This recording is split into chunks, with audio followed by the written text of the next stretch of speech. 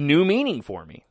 And the lyrics took on a completely new life. And I'm listening to Dave sing Martin's words, and they're reaching out to me and impacting me and relating to a situation that I've gone through. And I went, oh my gosh, it's suddenly happened again. And maybe it's because I've been more open to it. Maybe it's because I've been in, again, this Depeche mood with this new album coming out, and I've been listening with fresh ears. But I think it also has to do with the fact that, I've gotten older. That album came out in 2001. It's 2017, for crying out loud. And I've been through a lot of life experiences since that album first came out. And it's been a long time since I've listened to that particular song. And I was like, wow, this song has now gone up many levels, because I like, the Depeche Mode songs that I can relate to, that can tell me a story through somebody else's words, because Martin writes in this ambiguous way, bringing, new life events, bring new life to old DM songs. I mean, that really is the simple way to put it. So if you haven't gone back and listened to an album, if you go through the cycle, like I go through the cycle, and you find yourself getting distant from certain records because they didn't impact you in a certain way at a certain time, I would really encourage you to stop and just listen to it and go, I'm going to go back and listen to Ultra, or I'm going to go back and listen to Construction Time again. I mean, go way back. And you never know what songs are going to stick out and maybe take on new meaning that you can go and, add to your list of favorite songs. And again, it's about, this is that aspect of Depeche Mode that I really think they have somewhat exclusivity on. It is as I've mentioned, it is a lifestyle. You do live with this band. You live with their music. It becomes a fabric of your life. And for all of the different things that we've mentioned in the past, all the pieces that make, this band. And again, it's one of those, it's one of those things that gets me so excited, because it makes me wonder, you're not just hearing good music, right? It makes me go, wow, what is Spirit going to bring? And how much impact is it going to end up having on me? Not just initially, but down the road as I get even older. And it's one of those things, and then we'll move on. But it's one of those things that I hope that, I have a love of Star Wars, and I know that my sons are kind of picking up on it, but I also see that they're gravitating towards other things, other pop culture, I don't want to say pop culture references, but other things within pop culture. That they'll become big, massive fans of. And, I sprinkle in Depeche, and I try to get them to listen to some Depeche Mode songs and hoping that they'll grab onto it, but it's nothing that can ever be forced. And one more quick story, just because I'm here. Before I got into radio, this would have been when Ultra was released. And I'll have to tell the whole story. I've got a really, really cool story about when Ultra came out, and being able to I went to the private KROQ concert. They did two concerts. They did one in LA and they did one in London. And these were just a handful of songs performed live in lieu of the band going out on tour to support the record. And they did a contest, and I ended up actually winning the contest. And some other time I'll share the story in full with you on another podcast. But there was a buddy of mine who I was going through the Academy of Radio Broadcasting with. And I know that sounds fancy. Believe me, it wasn't. It was just a short course you pay a ton of money for. You learn some stuff about radio. And I ended up getting into radio, but it certainly wasn't because of the Academy of Radio Broadcasting. But be that as it may, he was not a Depeche Mode fan. I mean, he was aware of them, but he was not a fan in any way, shape, or form. I don't think he owned any Depeche Mode whatsoever. He was big into the Doors. He was big into 60s rock.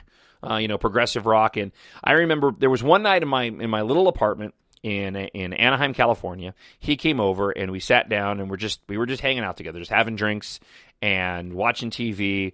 And I kind of forced upon him the VHS copy that I had of Devotional. I said, man, I really want to hear some Depeche Mode. And he's like, yeah, I'll watch a concert with you. So I put in Devotional, and we both just sat there in silence, enjoying our adult beverages, and watched all of that concert video.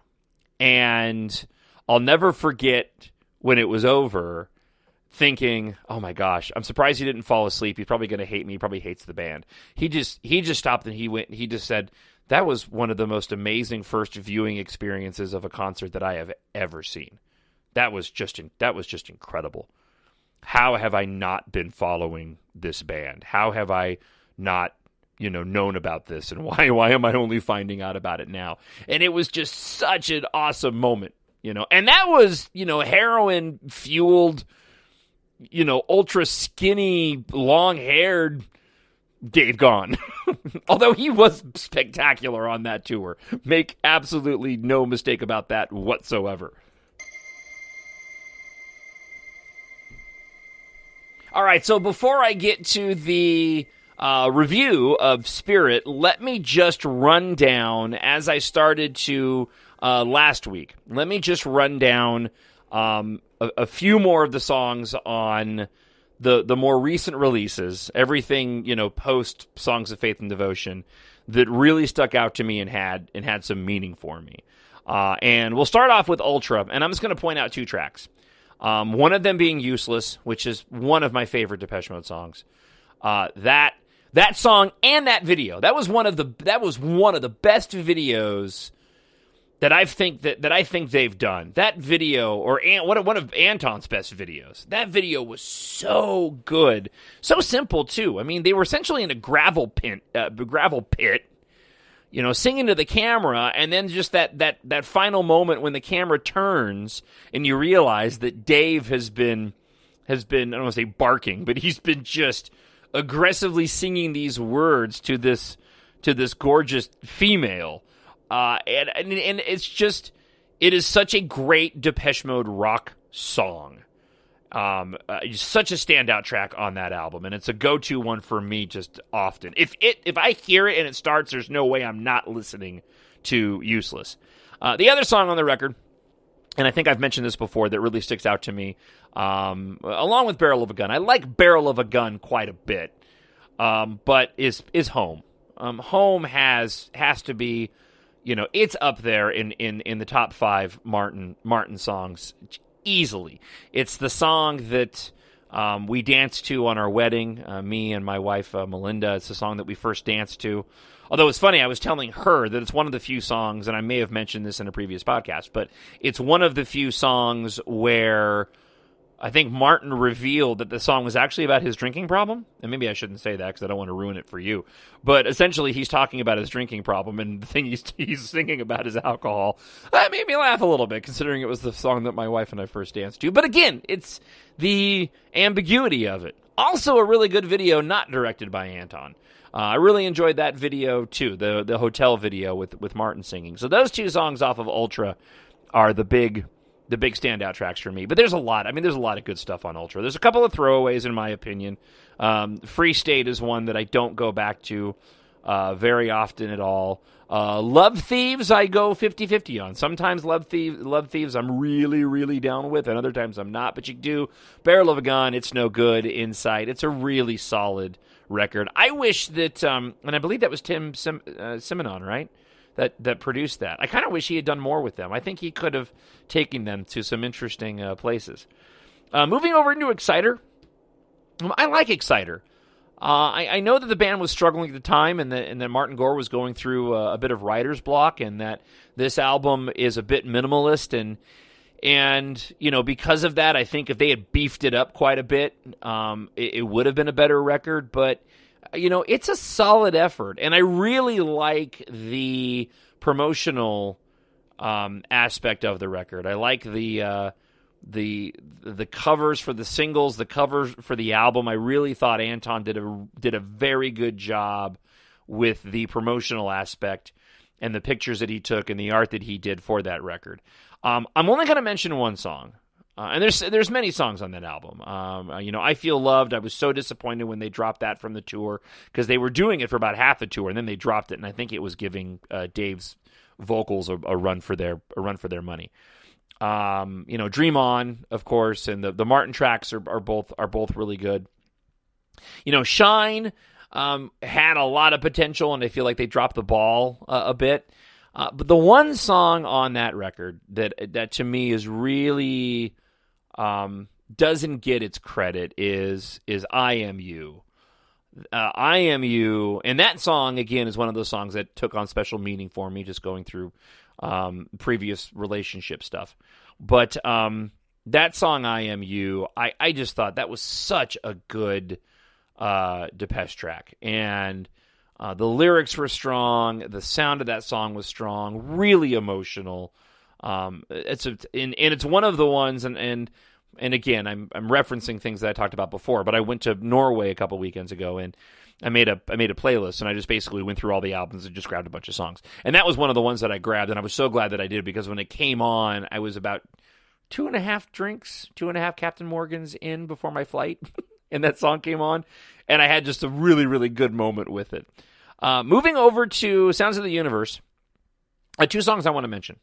And again, in other podcasts, once we get past Spirit and the lead up to Spirit, and we spend some time breaking that down, my plan is on the podcast to, once the album comes out, to really spend the podcast kind of going over the record and almost going song by song. I don't think I'll do a podcast per song, but maybe a couple of songs per podcast. But once we get past that, my plan is with the podcast to continue with the format that I currently have, see where it ends up going from here.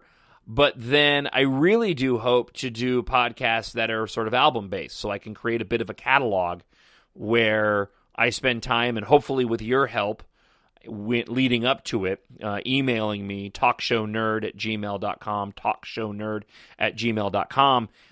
Email me, you can email me your thoughts ahead of time, and I can share those. And as I've mentioned, hopefully get some guests on the podcast in the near future. But I would love to create a catalog of podcasts devoted to each individual record. So that being said, two songs off Sounds of the Universe. One being Peace, which is a song that really has grown on me quite a bit. And I really appreciate its optimism. I like that. It's a little quirky, but I do appreciate its optimism. But the one song on and this was a toss-up, because Perfect I really, really like too. But the one song on that album that sticks out the most is In Sympathy. I absolutely adore that song. Love, love, love In Sympathy. I just, from beginning to end, such a good track. And again, reaches out to me on a lyric level, on an emotional level, and of course on a music level. Love In Sympathy, and I feel that it doesn't get enough credit to either. But it's funny though, going back to some emails that we got, and friend of the show, Jon Justice, not me, the other guy, who was so kind to send his list of favorite songs. It's really cool to go and see how different songs impact different people.